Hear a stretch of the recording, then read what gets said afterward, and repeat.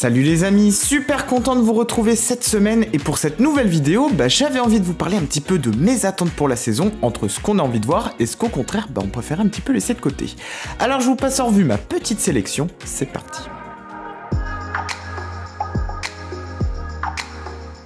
Alors côté équipe et pilote, je vous avoue que cette année, j'ai envie que les choses bougent un petit peu.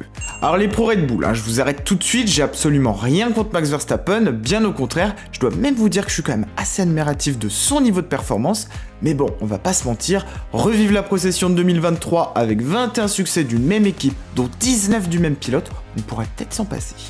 Du coup les amis, c'est délibéré, je vous ai sélectionné 3 types qu'en tout cas, moi je vais observer de près. Alors j'ai envie qu'on commence déjà par se tourner vers Ferrari, parce que c'est eux, moi en tout cas, que je vais attendre beaucoup au tournant cette année. Alors fini les excuses cette saison, Fred Vasseur a maintenant bien l'équipe en main, les pilotes j'en parle même pas, mais c'est surtout côté voiture qu'il va falloir que le déclic se passe. Bon alors sur les premiers tours de roue, c'est quand même plutôt encourageant. Les essais hivernaux les placent plutôt pas mal, mais si c'est pour revivre l'ascenseur émotionnel des bonnes qualifs et ensuite des courses qui se dégradent, franchement c'est pas trop la peine. Après les premiers tests de simulation de course, ils me paraissent quand même un peu meilleurs, mais bon, quelle quantité d'essence a mis Red Bull en face dans son réservoir, c'est un petit peu toujours la question. Alors au moins on peut déjà être un peu plus confiant que l'année dernière, Leclerc dit d'ailleurs que la voiture se comporte comme au simulateur, qu'il n'y a pas de mauvaise surprise et qu'elle est plus facile à conduire. Donc ouf, au moins pour ça, c'est déjà un problème d'écarté. L'autre équipe pour laquelle je vais avoir une sacrée hype cette année, c'est McLaren.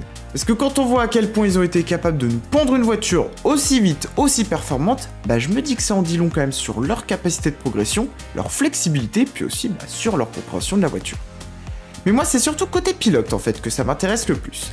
Alors si Lando Norris, il a plus grand chose à nous prouver depuis le temps, c'est surtout Oscar Piastri que j'ai hâte de voir.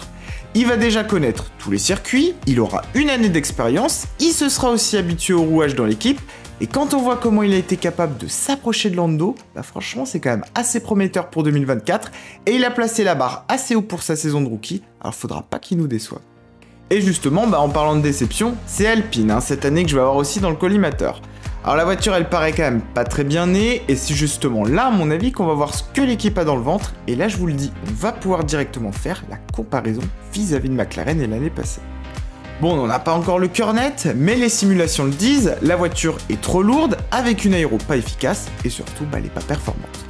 Donc prenons ce cas de figure comme étant vrai, ça va être à mon avis assez intéressant de voir comment le team va s'en sortir, pour remonter la pente, comment aussi en interne on va être capable de gérer la crise, et aussi d'analyser comment nos deux petits Français vont se comporter, parce que c'est aussi quand on est au plus mal qu'on voit les caractères qui ressortent, donc je vous le dis, ce sera mon avis à suivre.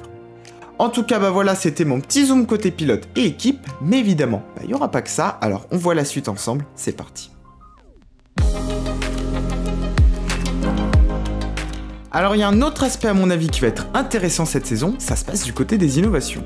Parce que quand on y pense finalement, en 2023, on en a vu quand même pas mal, alors que pourtant, le règlement avait quasiment pas bougé. Et l'une des plus importantes, c'était le triple DRS. Souvenez-vous, en début de saison, Red Bull avait un tel avantage qu'en essayant de doubler les autres, ils arrivaient à laisser tout le monde sur place, c'était quand même assez impressionnant. On peut aussi parler des pontons façon toboggan, qui ont d'ailleurs un petit peu contaminé toute la grille, sans parler des planchers qui ont été retravaillés je sais plus combien de fois, peut-être un peu trop, d'ailleurs de temps en temps, petit clin d'œil à Mercedes du côté d'Austin. Bref, là où je veux en venir en tout cas, c'est que cette année aussi, je pense qu'on aura de quoi se mettre sous la dent du côté aéro. D'ailleurs, on a pu le voir déjà pendant les essais hivernaux, Red Bull a déjà trouvé des petites astuces. Figurez-vous que sur la RB20, une nouvelle trouvaille vient de sortir, et après le triple DRS, on a planché sur un système de triple ponton. Ça consiste en fait en 3 ouvertures pour mieux refroidir le moteur, avec une partie latérale qui est scindée en 2, une horizontale et aussi une verticale, et une 3e ouverture qui passe juste à côté de la tête du pilote qui vient servir directement les entrées d'air du moteur. Mercedes a de son côté aussi bien profité de l'hiver pour innover, puisqu'on a utilisé en fait ce temps pour repenser l'aéro de son aileron avant, pour diminuer la traînée avec une attache très fine jusqu'au nez de la voiture. Donc tout ça pour vous dire que juste avec ces 2 exemples, on pourrait bien retrouver encore cette année plein de nouveautés, donc hâte qu'on découvre tout ça ensemble. Alors on va passer selon moi maintenant à la partie qui est peut-être la plus intéressante, c'est celle des enjeux sportifs de la saison. Alors je pense que vous serez d'accord avec moi, ce qu'on veut déjà c'est retrouver une vraie bataille pour le championnat. Alors je vous le disais en début de vidéo, Verstappen était absolument fabuleux en 2023, ça c'est indéniable. Mais même si réaliser une saison comme il nous l'a fait, c'est beau à voir en vrai, vu tout le travail et la maîtrise que ça nécessite, connaître le scénario à l'avance, même dans le sport, ça enlève, on va pas se mentir, une partie du plaisir et aussi de l'excitation. Donc finalement, peu importe qui gagne, j'ai envie de vous dire, même si c'est Max, mais comment on puisse retrouver par moment un peu de challenge, et ça c'est la première chose. L'autre chose, et cette fois-ci on l'avait déjà vu en 2023, c'est une lutte serrée dans le peloton. Alors je sais pas pour vous, mais moi j'ai quand même l'impression que cette année, on pourrait assister à un vrai nivellement par le haut. Avec McLaren et Aston en leader, faudra qu'on guette la remontée de Racing Bulls, avec une voiture qui semble assez bien née, peut-être aussi de Sauber, qui peut être bien placé, et pourquoi pas Alpine, même si les échos, je vous le disais, sont pas très bons, sans oublier aussi Albon chez Williams qui peut, comme l'an passé, nous faire de très belles choses.